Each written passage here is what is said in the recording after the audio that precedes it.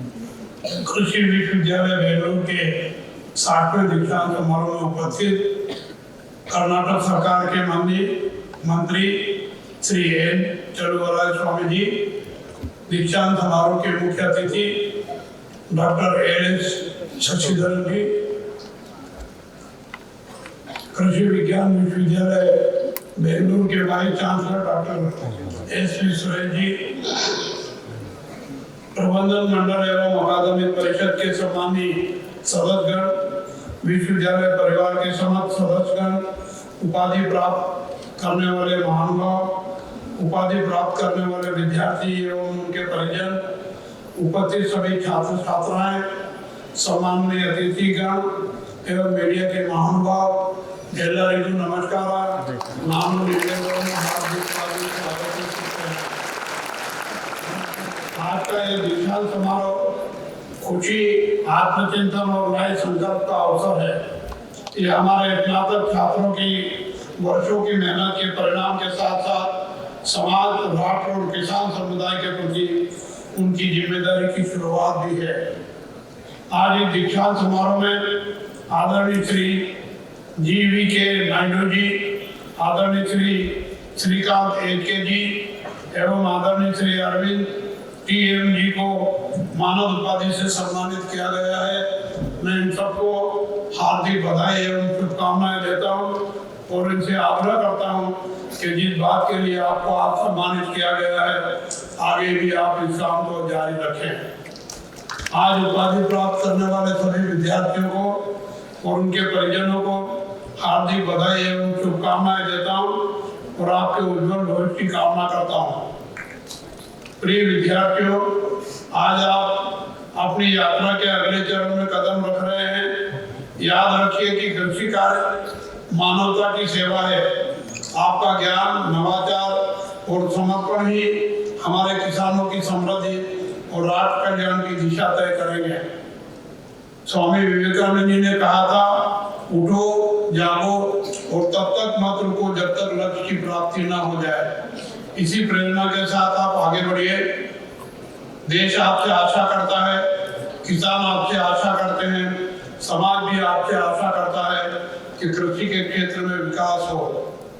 कृषि भारत की अर्थव्यवस्था की रीढ़ है और ग्रामीण जीवन का आधार है। साथ ही जीडीपी में महत्वपूर्ण योगदान देती है। आज भी हमारी 50% से अधिक आबादी कृषि और उससे जुड़े क्षेत्रों पर रोजगार और आय के लिए निर्भर है। कृषि उद्योगों को आवश्यक कच्चा माल देती है। दशकों से कृषि विश्वविद्यालयों ने शिक्षा, अनुसंधान और विस्तार कार्यों के माध्यम से हमारी कृषि प्रणाली को मजबूत बनाने में अहम भूमिका निभाई है। आज यह स्पष्ट है कि 21वीं सदी की कृषि नई और जटिल चुनौतियों का सामना कर रही है। सबसे पहली चुनौती है खाद्य और पोषण सुरक्षा सुनिश्चित करना। भारतीय कृषि अब भी मानसून पर निर्भर है, जिससे उत्पादन अस्थिर रहता है। हमने खाद्य उत्पादन में बड़ी प्रगति की है, लेकिन अब चुनौती सिर्फ ज्यादा उत्पादन करने की नहीं है, बल्कि बेहतर और गुणवत्तापूर्ण उत्पादन करने की है। दूसरी बड़ी चुनौती है जलवायु परिवर्तन और पर्यावरणीय क्षरण। ये कृषि उत्पादन के लिए गंभीर खतरा पैदा कर रहे हैं। अनियमित वर्षा, बढ़ते तापमान, मिट्टी की गुणवत्ता में गिरावट और भूजल स्तर का कम होना खेती की स्थिरता को प्रभावित कर रहे हैं। इन चुनौतियों के कारण हमें अपनी उत्पादन प्रणाली पर पुनः विचार करने की आवश्यकता है और जलवायु सहिष्णु और संसाधन कुशल कृषि पद्धतियां अपनानी होगी। तीसरी बड़ी चुनौती है प्राकृतिक संसाधनों का संरक्षण, खासकर मिट्टी, पानी और जैव विविधता की रक्षा अब राष्ट्रीय प्राथमिकता बन गई है। मिट्टी का स्वाद कृषि की नींव, और अगर हम अस्थिर और गलत तरीके अपनाते हैं तो धीरे धीरे यह नींव कमजोर हो सकती है। इसलिए भविष्य की खेती को सतत भूमि प्रबंधन, पोषक तत्वों का संतुलित उपयोग और पुनरुत्पादक कृषि पद्धतियों से भी आगे बढ़ाना होगा।